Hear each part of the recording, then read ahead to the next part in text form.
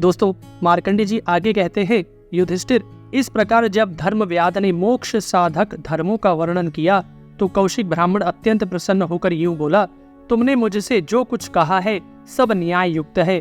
मुझे तो ऐसा जान पड़ता है धर्म के विषय में ऐसी कोई बात नहीं है जो तुम्हें ज्ञात न हो। इस पर धर्मव्याध ने कहा, हम अपने सभी व्यूअर्स से अनुरोध करते हैं कि कृपा कर इस पुण्य कार्य में हमारा सहयोग दे। ब्राह्मण देव, अब मेरा प्रत्यक्ष धर्म भी चल कर देखिए, जिस कारण से मुझे यह सिद्धि मिली है। घर के भीतर पधारिए और मेरे पिता माता का दर्शन कीजिए। व्याध के ऐसा कहने पर ब्राह्मण ने उस गृह के भीतर प्रवेश किया। उसके भीतर 4 कमरे थे और दीवारों पर चूने की सफेदी की हुई थी। देवताओं की सुंदर प्रतिमाओं से वह भवन और भी सुशोभित हो रहा था। ब्राह्मण ने देखा, एक बहुत सुंदर आसन पर धर्मव्याध के पिता माता भोजन करके प्रसन्न चित्त से बैठे हुए हैं। उनके शरीर पर श्वेत वस्त्र शोभा पा रहे हैं। धर्मव्याध ने पिता माता को देखते ही उनके चरणों पर सिर रख दिया। बूढ़े माता पिता बड़े स्नेह से बोले, बेटा उठ उठ, तू धर्म को जानता है, धर्म ही सदा तेरी रक्षा करे। हम दोनों तेरे शुद्ध भाव और सेवा से बहुत प्रसन्न हैं। तेरी आयु बड़ी हो, तूने उत्तम गति, तप, ज्ञान और श्रेष्ठ बुद्धि प्राप्त की है। मेरे पिता के पितामह और प्रपितामह आदि तथा हम दोनों भी तेरे इस सेवा भाव से बहुत प्रसन्न हैं। परशुराम जी ने जिस प्रकार अपने वृद्ध माता पिता की सेवा की थी, उसी प्रकार उससे भी बढ़कर तूने हमारी सेवा की है। तत्पश्चात व्याध ने अपने माता पिता को ब्राह्मण देवता का परिचय दिया। उन्होंने भी ब्राह्मण का स्वागत सम्मान किया। ब्राह्मण ने कृतज्ञता प्रकट की और पूछा, आप दोनों इस घर में पुत्र और सेवकों सहित सकुशल तो है ना? आपका शरीर तो निरोग है ना? उन्होंने कहा, हाँ भगवान, हमारे घर में तथा सेवकों के यहाँ भी सब कुशल है। आप अपना कहें, आप यहाँ सकुशल पहुँच गए ना? रास्ते में कोई कष्ट तो नहीं हुआ? ब्राह्मण ने कहा, हाँ, मुझे कोई कष्ट नहीं हुआ।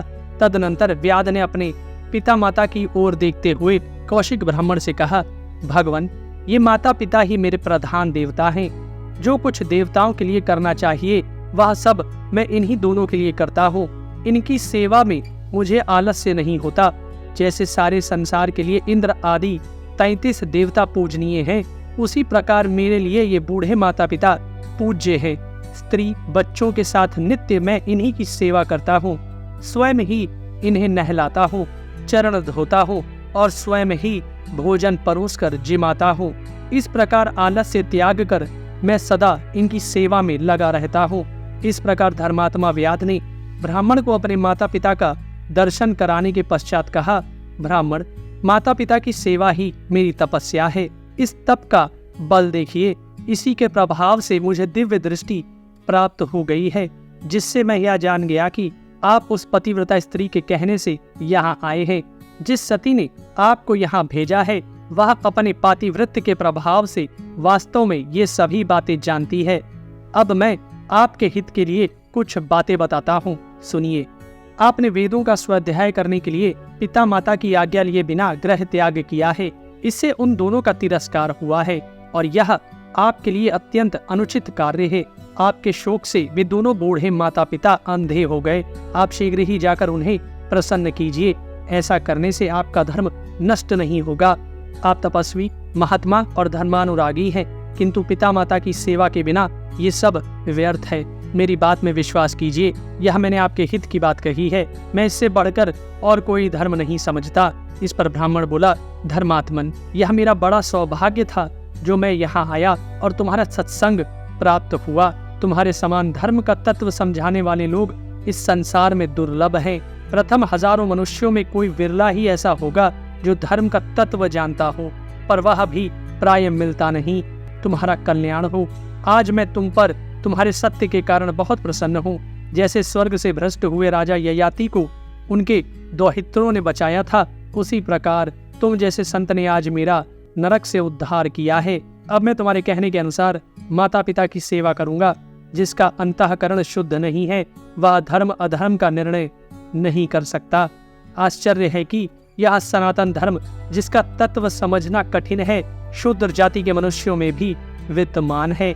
मैं तुमको शूद्र नहीं मानता। किसी प्रबल प्रारब्ध के कारण तुम्हारा शूद्र योनि में जन्म हो गया है। ब्राह्मण के पूछने पर व्याध ने बताया कि मैं पूर्व जन्म में वेदवेत्ता ब्राह्मण था। संग दोष से मेरे द्वारा कुछ ऐसा कर्म बन गया जिससे मुझे ऋषि का शाप प्राप्त हुआ। उसी शाप से मुझे शूद्र जाति में व्याध होना पड़ा है। ब्राह्मण ने कहा, शूद्र होने पर भी मैं तुम्हें ब्राह्मण ही मानता हूँ। जो ब्राह्मण होकर भी पापी, दंभी और असन मार्ग पर चलने वाला है वह शूद्र के ही समान है।